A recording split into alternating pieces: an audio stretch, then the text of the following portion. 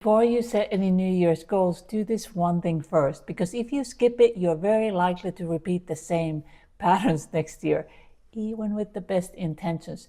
So in this video, I'll show you a simple way to review your year, rebuild trust in yourself, and choose one focus for the next year. The focus that you can actually keep. A lot of people think they lack motivation, but more often the real issue is this: they don't trust themselves anymore. We make promises to ourselves and then life gets busy, and somewhere along the way, those promises were last on the list and forgotten. So the goal of this video isn't to push you harder, is to help you pause, reflect, and set yourself up for the year where promises feel doable. So step one is review your year. Before the year ends, set aside 20-30 quiet minutes and just you and your notebook and review your year month by month. And if it helps, scroll through your phone's photos to remind you of the moments that you may have forgotten. And write down moments of joy and pride, things that worked out. Also, challenges that you faced.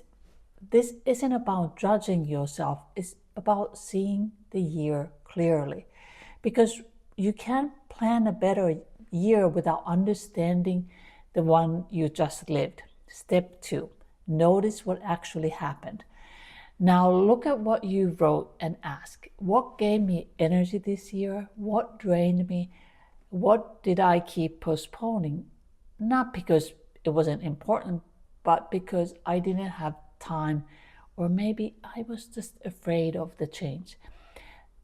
This step matters because postponing doesn't mean failure, but it is useful information. Step three, choose one real focus for the year. Instead of making long list of resolutions, choose one area of focus for the coming year. Just one. Here's why it matters more than we realize. Your self-worth is directly connected to the promise you keep to yourself. So every time you break a promise, your trust weakens a little. And every time you keep one, even a small one, your self-trust grows. So the goal isn't to promise more, the goal is to promise better. So ask yourself, what is the one promise I could keep even on a busy week? And it's important to make it small, specific, and realistic, and make sure it actually moves you toward what you want. For example, if your goal is health, don't promise to completely change your lifestyle.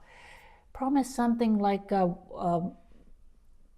daily walk or cooking one nourishing meal a day.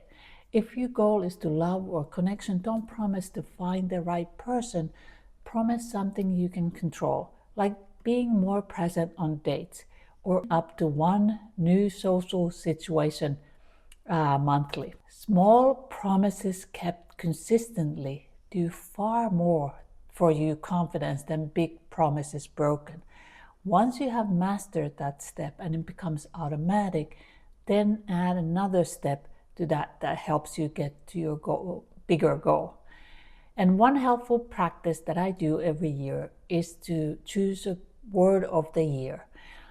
And it helps me remember what I want to embody that year. You don't need to reinvent yourself before the new year. You just need a plan that fits your real life. If this video helped, I would love to hear from you. I read every comment. And what's the one area you want to focus next year?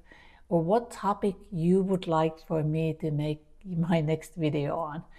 Thank you for watching, and I'll see you in the next one. Love and light. Bye.